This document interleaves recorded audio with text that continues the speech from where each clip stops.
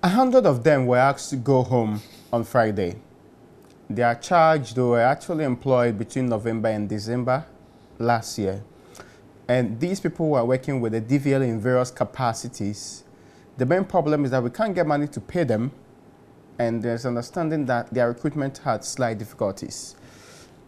If you see it as an isolated case, you may want to have in mind the NSS officials who were equally asked to go home because they were somewhat wrongly recruited within the same period that we are talking about. And they are in court challenging this particular decision of the government of the Republic of Ghana today. We've seen several pockets of others across the country losing their jobs as a new government takes over. Can we deconstruct it and say this is an administrative process to ensure state institutions function properly, and in furtherance of those who say productivity ought to be the mainly issue for recruiting anybody into any sector of economy, or is political witch hunting on doing what the previous government did to make sure you create fresh jobs but not increasing the number of people who are employed in the country? The editors will deconstruct this for me, but let me start with Malik. One more incident of a public servant being asked to go home because of one recruitment procedure problems. And in this particular case, they say they were recruited with no guarantee that they will have money to pay them. You know, ideally the process will be you send requests to the finance ministry. They guarantee you of money to pay them because of the budgetary allocations. Then these people are recruited. Then later on, they have money to pay them. They say because of that process not being properly followed, 100 of them are recently adding up to the 9% of those between 15 and 24 who are unemployed in this country. Yeah, and Raymond, it's a very strange state we have, isn't it? Mm-hmm. That when it pleases us, we set aside the rules. And we do that all the time. We sidestep the rules and pick people, and sometimes we actually recruit more than is required, mm-hmm. and talk to anybody in any state agency. They will tell you about persons who were recruited. There were no desks, there's no job description, there's absolutely no work for them to do, and yet we recruit them. I am not saying that that's what has happened in this case. I'm just saying that this is a normal occurrence in our public institutions, that all governments, and I'm not talking about the previous government alone, all governments tends to do this. They just recruit people. People take their complimentary card, ministers, other influential persons in society, and they write behind it, go and give to the MD, employ this person. We do this without recourse to what the laid down procedures are. And the MD, because he wants to secure his job, or the chief executive because he wants to secure his job, he will pick these people. And so there's absolutely nothing for them to do. The matter you refer to is a matter which is well known to everyone. Mm-hmm.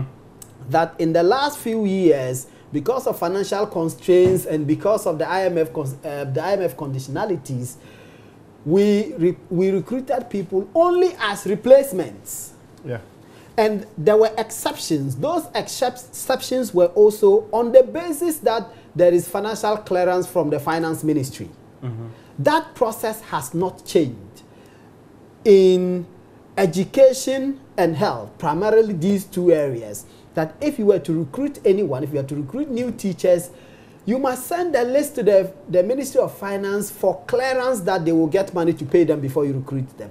The same thing happens with nurses and all of that. It is the reason why you have backlog of nurses and teachers and others.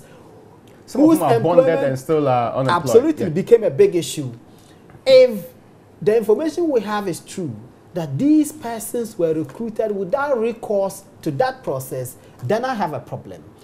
That if we institute a process, and we did this in good judgment, that we had to put a cap on our public financing, and we heard President John Mahama repeatedly complain about 70% of total revenues generated locally going into paying wages and salaries. So in response to this, we put a system in place that says that before you recruit anyone, you must be sure that you have the money to pay before you recruit them. If you recruit any other persons in a manner which does not conform to this process that all of us accepted and agreed that was the best way to go, then I think there's a problem. What is also a problem is these decisions which appear to be political, that whether I have a job or not is dependent on the colors of the political party that I support. I think that we cannot continue to perpetrate these acts going forward because they are not sustainable. I thought when Mr. Sam Okudzeto went to court because President Mills had dissolved the Bank of Ghana board, yeah, and he thought that it was improper, and I had a debate with my brother Kobe over this. He went to court, and even though he didn't want to be reinstated, he wanted a declaration from the court that that was wrong. And the court made that declaration for him. I would have thought that going forward, we would find a finer way of doing these things, that it will make us look better, that people shouldn't fear that their party has lost elections, that people's jobs shouldn't be dependent on whether their party is in power or not. But of course, when we put in place a system, we must respect that system. If we are going into elections, we cannot employ people because we are going into elections and we want to appear to be employing people, even when we don't have the wherewithal to pay them. But we just employ them because it's an election. I personally know of times when people were paid money for no work done. But because we are heading into an election, the political authorities must find a way of putting money in people's pockets. It is the reason why after every election cycle, we have this monster of deficits that we have to finance. I think that that must stop. Kobe, political interference again on the matter of jobs for the people, or a legitimate public servant who has been denied his role because his time of appointment just coincided with the time the ruling government had to leave office?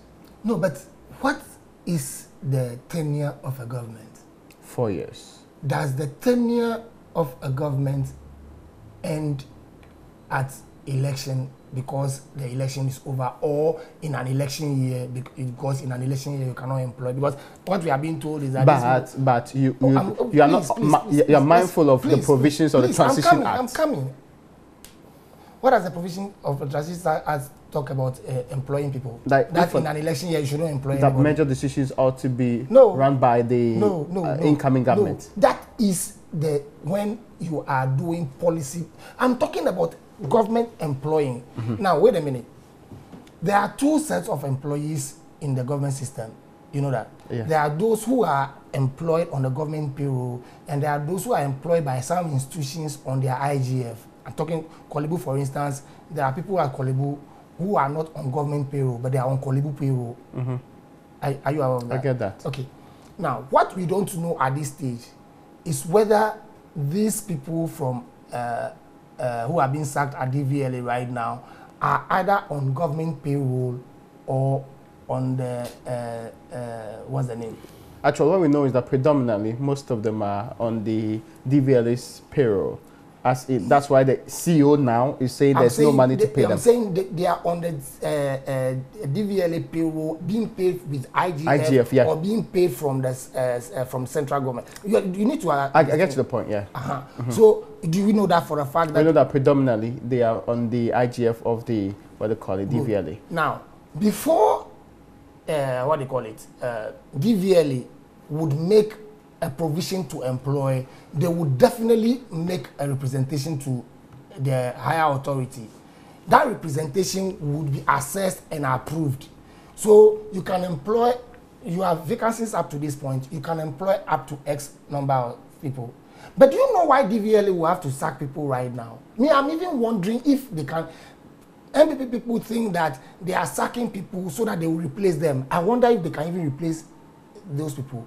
Because right now, also, per the budget you have 2017, the internal generated fund of DVLA has been slashed. They cannot even have access to their own IGF. They have only slashed from what to what? Whatever it is that they generate, they can only keep, I think, 25% of whatever it is that they generate. The rest goes to central government. You haven't heard the capping of funds. Statutory funds, yes. Not the statutory funds The alone. capping is about statutory Not funds. the statutory funds alone, bro. Earmarked funds too. You have not heard the universities complaining. You have not heard the hospitals complaining. You have not heard all those institutions complaining. So clearly, this is a serious dent on their internally generated funds. Okay, so for a second, you're saying that these are legitimate, what they call it, removals? Because No. I'm only looking at what. I follow you. Very good. Yeah. How can it be legitimate that I have been employed? I have even served whatever period of probation I'm supposed to serve. And then you come and say that, oh, I am the new authority, so therefore I'm sacking all of you just because you have been employed in an election year. How can that be legitimate? And did you read Professor Kojuyanka's piece on social media where he says what we are having is job replacement, not job creation? Yeah. You understand? It cannot continue like this. Look, and some are happy right now. You know why? Because at the next change of government, they are also going to say that, look, all of you who were employed from 2017, go home. But these people only did it from September to December. Precisely. It is not only the entire period. Somebody who also expand the scope. You have a rationalization for why you did it from September to this thing. Yeah. Somebody also have a rationalization for it. You don't understand. And if we continue, he said it. It's not sustainable. We will have to now turn this country into even Kenke will have to be NDC Kenke and NPP Kenke. That is what is happening. You understand? And sadly, this is happening under a man who says that he is the champion of human rights and equality. Are the rights of people being abused? Of course. If just because I have been employed by a previous government, I should my sustenance, my daily bread should be taken away from me. Should that continue? But Kobe, on one side, I hear you say that there's justification because they've been earmarked. No, you don't understand. I'm not saying justification. Okay. That I'm not providing that as a justification. I am saying that that is the effect of some of this. Why? Is it compulsory for government to take their IGF? But okay. Is it compulsory that internally generated funds, which has always been left for the institutions to use for their improvement, should be taken to central government? But Kobe, do you concede that in many of our state institutions, our governments tend to employ more than required? No, but if that is the thing, if that is the situation, wait. If that is the situation, then you won't be doing a blanket from September. You will do a need assessment. You won't be doing a blanket 100 people have been employed from September to now. So we are. You will do a proper need assessment. In fairness, you are not privy to whether or not this needs assessment was done or not. Oh, but wait a minute. Wait a minute. I'm just saying that you're not privy to Wait a minute. If there is a needs assessment, not all 100 of them would have gone away. But there could have been 500 anyway. No, it could have even been 1,000. Yes. But I'm saying that this point about there being maybe they are being overstaffed, and in any case, that's not what we are being told. That's not what we are. There isn't just money to pay them. That's all. And I'm saying that is even not a good reason. A good reason.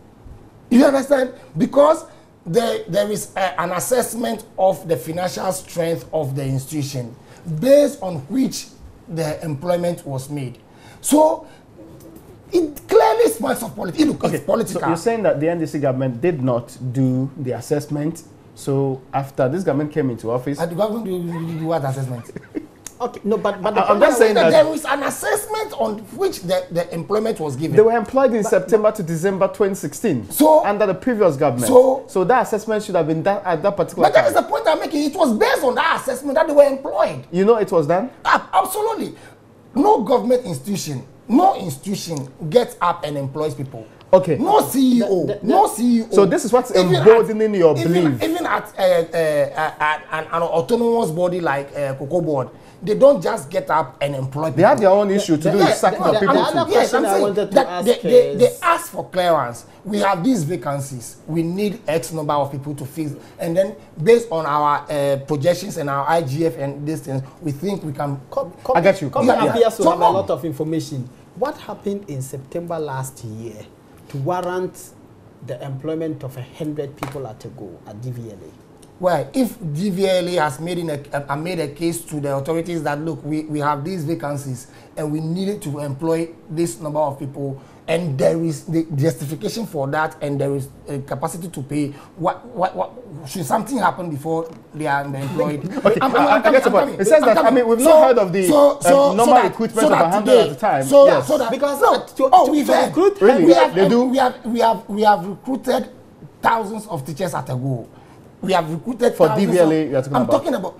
But I'm saying that DVLA employment really until this sacking. Do you even know how they were employing people? So I'm saying that it is political. Let's agree, it is political. So this is but if people don't want to see a repetition, then these things must stop and be reversed.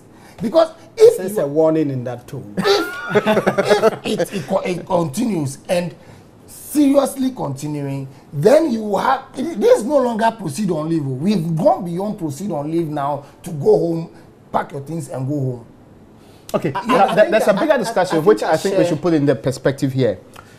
There is a fear that the public sector is increasingly being bastardized and that we are losing the right structure of the public sector, which serves every government, which is independent of partisan influence, which is actually only based on meritocracy. Are these removals and sometimes not necessarily overt signals a sense of political influence really damaging the public service we complain about consistently? No, I think that suggestion itself is faulty, that our public service is apolitical and blah, blah, blah. But it's supposed to be. We all know that over time, our public service has become very political. In fact, no, but it is. You see, let's have a distinction. You can have a political. When President Rawlings was in office, we have Professor Ameyo Kunfi, then as head of GES. He was political. He was MPP. He was even how do you call it? Contested the primaries of MPP. You understand? But that is his job. The fact that somebody holds political office does not mean, or it belongs to a political party, does not mean that he cannot be professional in his job. Kobe. I'm coming. Kobe, you are talking Rawlings. I'm coming. We have gone way past Rawlings. Today, where did you? I'm coming. That is the point I'm driving at. Today, where did okay, let me get to where he gets to stop on this point here. Where did we go wrong? We went wrong. We started going wrong from 2001. That's how you see it? Yeah, that's how I see it. Okay. When suddenly proceed on leave became the order of the day. So, because you are perceived to be NDC, proceed on leave and all those kind of things. Somebody will argue that in 2000, maybe it was needful. The MPP had been in the wilderness of opposition for, if you take their antecedents and all, to over 30 years. And so the MPP was established in 1992. That is why it couldn't have been in office for 30 years. That is why I added I see. The political history of the party matters in this case now. I hear you. That's why I added the caveat of if you add the antecedent. You understand? So somebody would argue that, well, given that scenario, they needed to do something to gain control of, which I will not buy into, but somehow, you understand? Yeah. Now, 2009, Prof. Mills comes to power and decides that, look, father for all. Yes, there were a few sackings. For instance, I remember the gentleman at Finance Ministry, and then the famous Professor Boateng, and a few others. One of them is that, in fact, Prof. Mills himself had to even go and apologize to the person and say, look, this is not the way I want it done. Go back to your post and work. You understand? A young doctor who was then being sacked from Kolebu. You understand? Now, there were very many of Ahumka Lindsay and others. All of them were bundled out. I'm not disputing that, but I'm saying in fact there were many. Don't say a few. There were just many. There were so many sackings. We agree that some people were sacked. Let's agree that some people were sacked. So many takeovers. Okay, so some people were sacked. Move on and make it. 2001 was cited as the basis. Let me say a bunch. A bunch was sacked. Are you satisfied now? No, I'm just saying that. So let me say a bunch has been sacked. Now, right now, we've moved beyond people perceived to be political appointees. We've actually moved to the level where people who have been employed by the government have been targeted. You start with the police recruits who have been asked to go home. You come to the nurses who, even though some of them have been taken, the rest are still at home. You come to national service. Nurses have been asked to go home too. But the police, yes, the but the nurses, police one, do you remember the same thing? From where? But Malik, give me a second. Nurses were sacked from where? Nurses who were given financial clearance and were supposed to start working were refused to work. Where? In this country. But okay, let me continue making. You understand? Then the police recruits I mentioned earlier. Then DVLA now, National Service, Maslock is is also there. A number just because they were employed by the previous. These are not people who say they are holding political office or they are being in office is at the pleasure of the political system. But these are people who have been employed.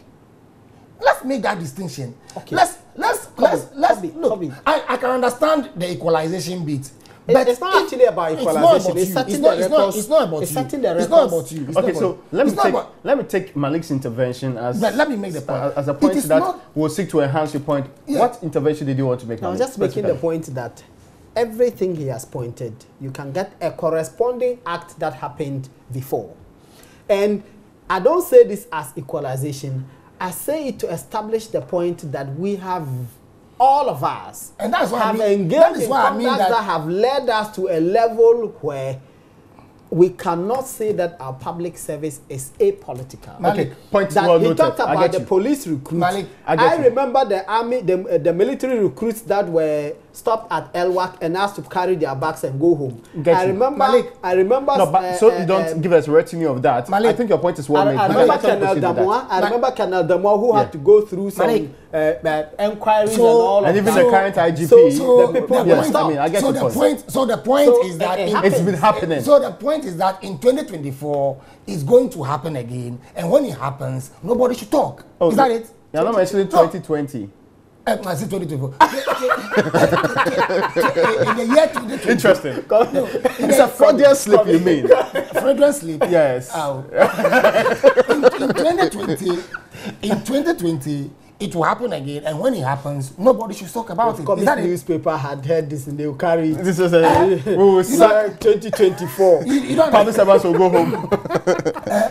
So I'm moving from where you are moving.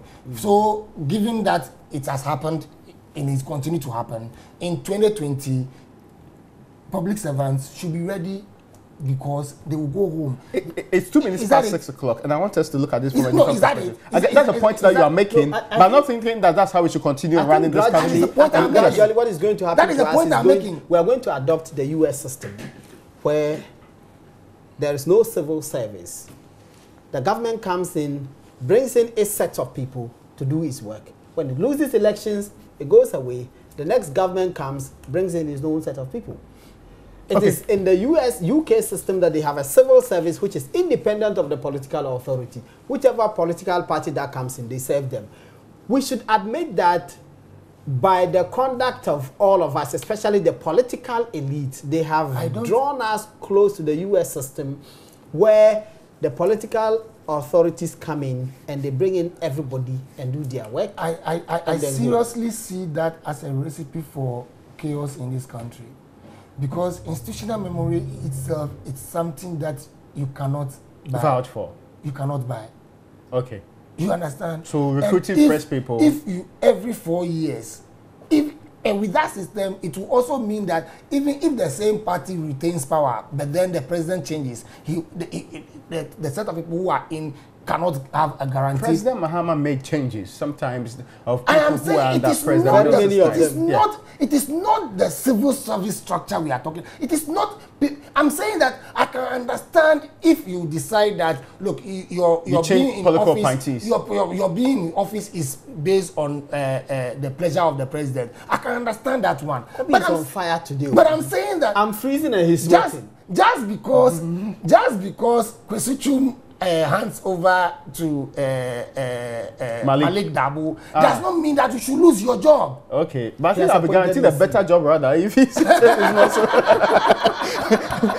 but okay, so I get your point. Really, I get your point. But that is what is happening, and it is political. Okay, it is just because. Can we take the politics out of it? Somebody has promised to give jobs. I think to we his are people. exaggerating. Okay. Somebody has promised to give jobs to his people. He's come into office and realized that, look here, my friend, especially as I am going into an extended program with the IMF, and I'm extending the program with IMF to 3 more years, there is no way I can give the jobs. Meanwhile, my people are based on the promises I have made. So what do I have to do? Let me create vacancies by sacking. That is exactly what is happening. Okay, my last question on this one, which should actually put in the final perspective I want on this, is, you know what happened at Ridge Hospital? The current tussle, Dr. Nyaba says he's not Anaba. The name is Anaba. Manasseh told us that he's also from the Upper East, and the name is Anaba. Nyaba. Yeah? Nyaba. Hey, the name is Anaba. Okay, so Dr. Okay, so let's toss a coin. Which one? The name is Anaba, because I got a call from somebody who said that the man's name is Anaba. Yes. And okay, that's interesting. We know Eastwood Anaba. Oh, okay. And I also come from, I come from Upper West. I grew up in Upper East, so I can challenge him and say that the name is Anaba. Okay, so the Ridge Hospital boss embattled. He's been replaced by Dr. Sofenyo, who is supposed to have been. And there's a politics to it. You remember, the understanding of the people when the new gentleman who is being handed out now, spoke first. He was being resisted by the people because he was brought from the UDS to come and head that institution. The claim is that they had groomed somebody from within who is currently going to be the head, the Dr. Sofenyo person. That links, one, an institutional leadership politics to the external control of who appoints who.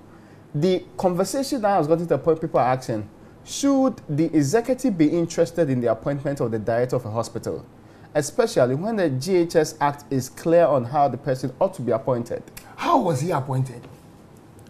Who? How was Dr. Anaba appointed? Okay. My understanding is that it was done through the public service structure where there was an interview. Yes.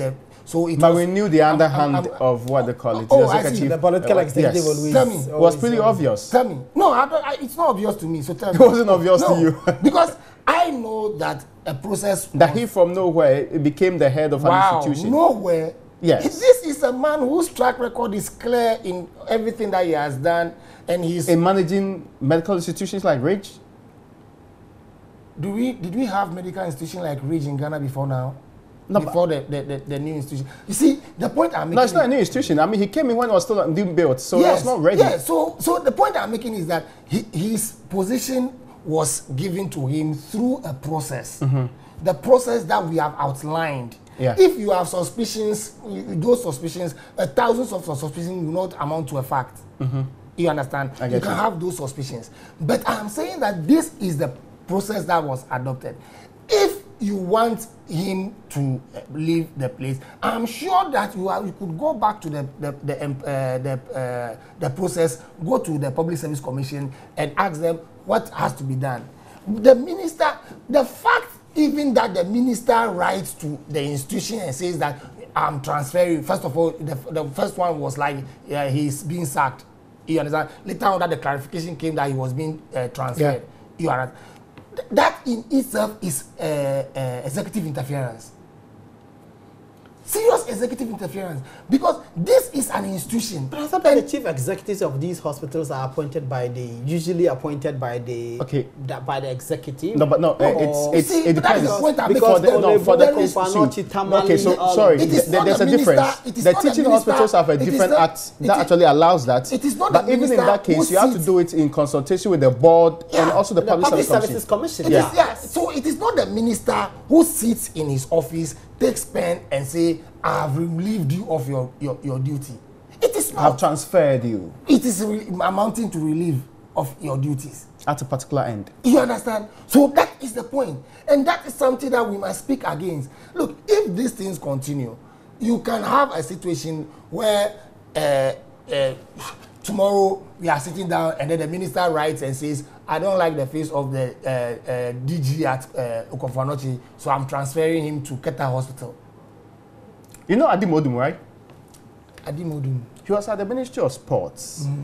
And, I remember when that he was a whistleblower. Yeah, I remember that. He was later on sacked. He got a court case in his favor. He was not reinstated. Yeah, so just like Salah in the popular Salah vs. Attorney General case was not really stated. And just like another one, just like Odarioka. Yes. So in fact, in Odarioka, so we have had a structure where governments deliberately. But I'm saying that, so you see, when I hear this go back and say it happened before, what I hear in essence is that it's history and perspective. Yeah, I don't disagree that the history is there, but what I hear is that so let's continue. Oh no! I mean, there's nothing implicit in that comment. That's I just say, man. No, because that's what I hear. When I hear, so it happened before, Hudariokai, Adimodu, and all that, Professor what's the name? Frimpong and all that. What I hear is that okay, so let's continue. So the next government comes in, John Mahama comes in 2020, and then what? Somebody writes to Dr. Sropenyo, who I admire a lot. I'm just sorry that he's caught in this crossfire. It's through no fault of his. He's brilliant. I have no doubt of his capacity to handle the institution. But you see what is happening. So then somebody comes and say, given the circumstance at which you came, somebody was removed for you to come. So pack and go back to your family health clinic. Okay, not that it matters. You understand? Not that is what I'm talking about. Not that it matters, but is it true that Dr. Anaba branded his car in NDC colors and was campaigning? But what would have been wrong with that? No, I just want information from you. I'm not saying that it matters. No, wait. I have just told you that Professor Amaya Okunfi actually even stood as a parliamentary candidate on MPP ticket when he was still the director. Okay, in fairness, in the what they call it, Apenyamarkin case, remember that some public servants went to court. I don't see and why that should be a problem. said that they could go and contest the position. I just said that not that it matters. Yes, I just wanted information but from you. I don't see why it should even become an issue. But I didn't confirm or deny that, but just that. I'm saying that you don't know. Okay, so let's move on from that. But I'm saying that even if I do know, it is of no consequence. I'm telling you that there was a chief, how do you call it, head of the Ghana Education Service who was actually even a parliamentary candidate of the opposition party. Okay. Thing, I don't know if I agree with you that he contested the MPP primary. He did. Okay, so gentlemen, you can just Google it. So the point I'm making is that it doesn't matter. It doesn't matter at all. Yes. Whether Dr. Anaba branded his vehicle as in NDC colors or not. I know. Okay. What I will have an issue with is if the car is an official car, then I will have an issue with and say that is an official car. Official car to do partisan politics. But if it is his personal car, and even if he decides to come to the hospital in NDC colors, I wouldn't say, or even. What can we do to stop this? Creating more jobs? Expanding the economy, which you need to do by expanding the infrastructure. Your economy is not growing the way it has to grow because you don't have the infrastructure to, to boost the economy, and which will also mean creation of more jobs. Unfortunately, you have a government that says that I am not going to invest in expanding infrastructure, and so the government says so. Yes, clearly. How? You haven't read the 2017 budget. I have read every word in that budget. Where in that budget? There is no way it's written we will not expand infrastructure. No, but it doesn't have to be. Well, have you seen the projects that they have outlined?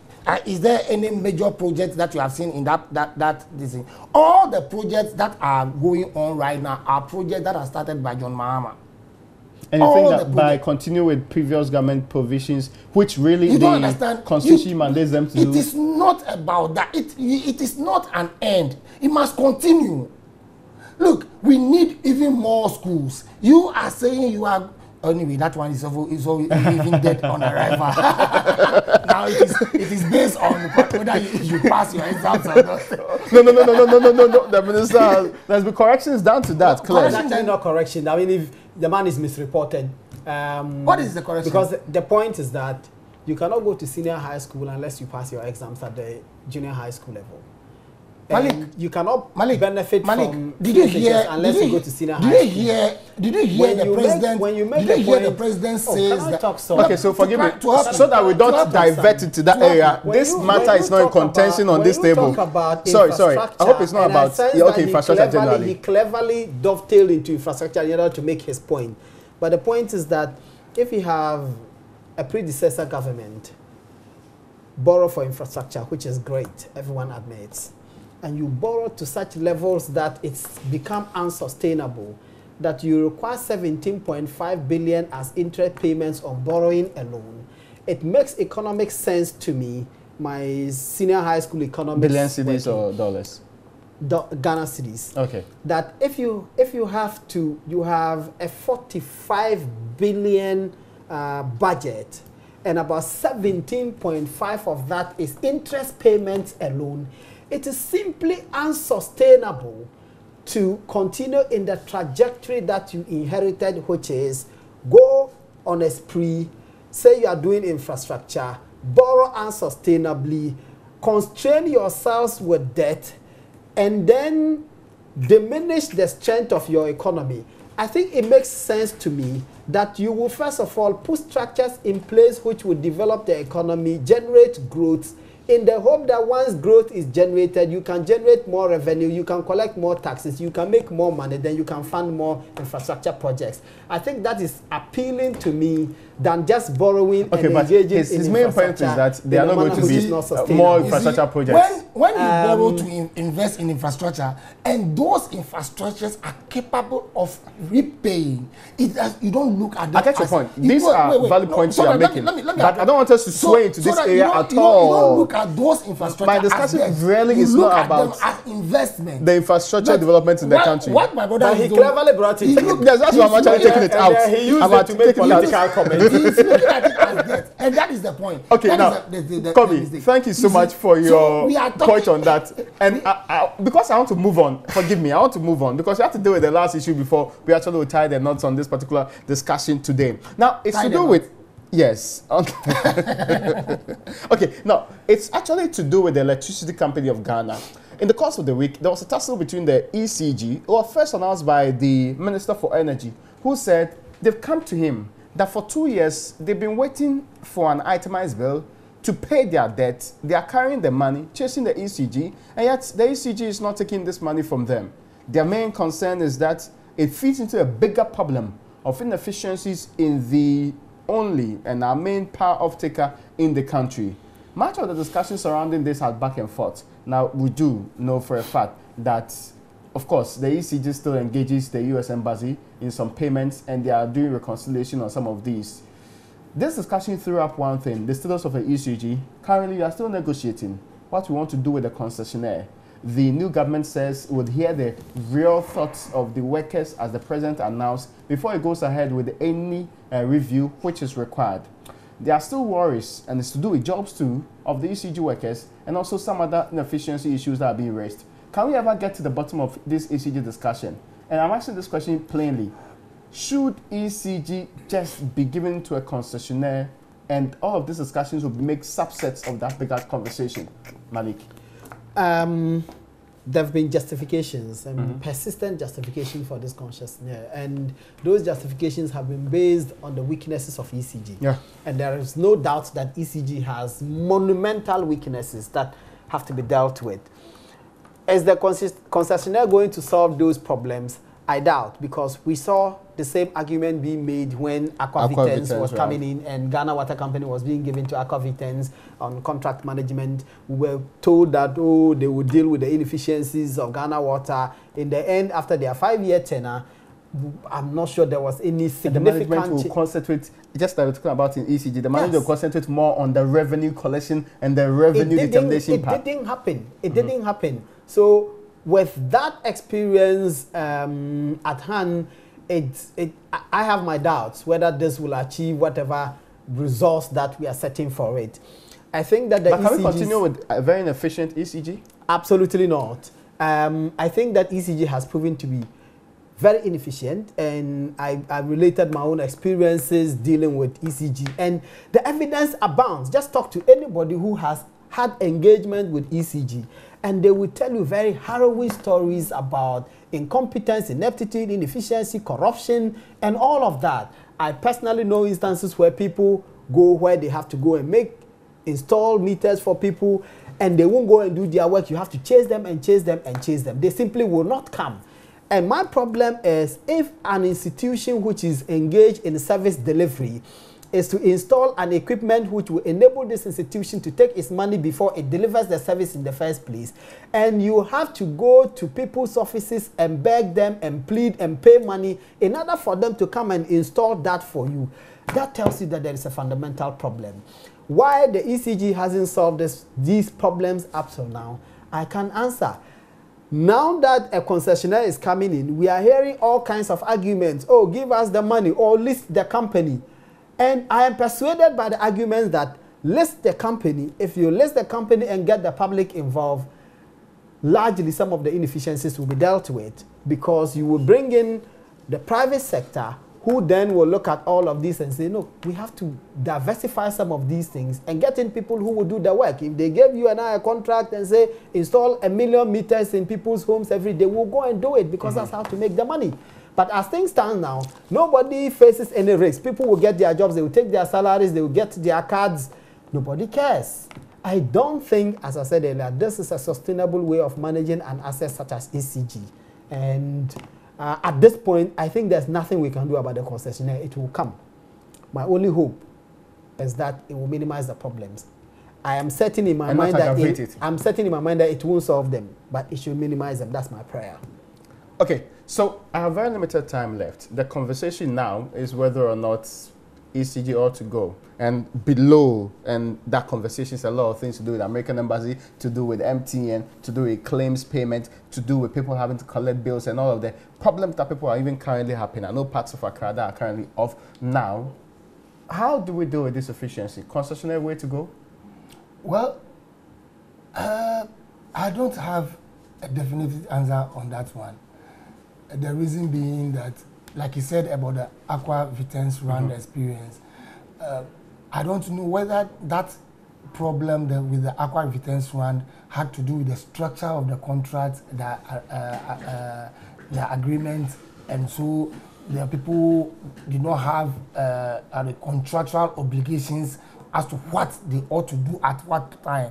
And if so, have we learned from that to inform this concessionaire, the new concessionaire with the ECG, such that the terms are time-bound, things that you have to do, this is how much you have to pump in, and this is the, not just pumping, but this is the effect we hope to achieve, and that kind of thing. If we are able to do all that, then I think that, like you said, we may see some improvement. But if it's not, and the contract is, I'm assuming that the Vitens Rand 102 was a loose contract, and so you concentrate on revenue mobilization and how do you call it, tariff increment. Then you can make some money and go home. Then that one will end up being the losers. Now with this American Embassy thing, I sat back and I was asking myself, is it that the workers think that the American Embassy, you don't forget that the concessionaire thing that the workers don't agree to is coming from America.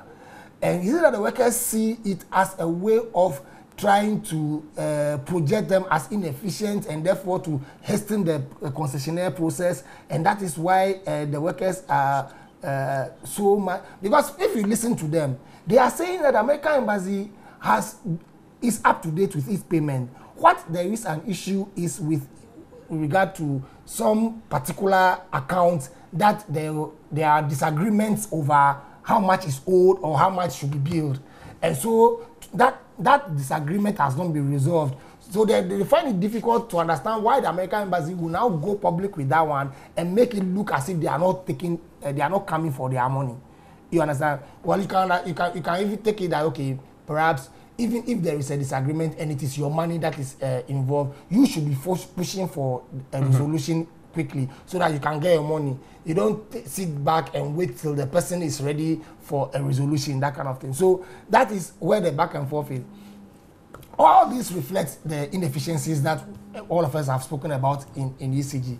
And if those inefficiencies are to be, I don't know whether concessionaire, again, it will also depend on the contract. Okay. So let's make sure that if we are bringing in a concessionaire and asking him to bring an X amount of money to come and pump into it, he's not coming to pump the money into areas that is coming to just make a windfall profit from, but coming to invest in the areas where the inefficiencies are so that it can be corrected and then we can be better served for it. But a rhetorical question. But I think that by and large, the solution to some of these problems does not lie necessarily in bringing concessionaires. I think that if we are to break the monopoly of ECG, it will help us. To help us. Okay. We are to break, because I always use the telcos as an example. When we had One Touch alone, we were buying second-hand One Touch SIM. now Vodafone. Yeah, second-hand SIM. We're buying for 70 Ghana cedis, 100 Ghana cedis, 300 yes, Ghana cedis. But when competition under John Mahama as then Minister of Communication was enhanced and other companies come. Today, even at the airport, you are dash your SIM for free. Mahama is Deputy Minister of Communications.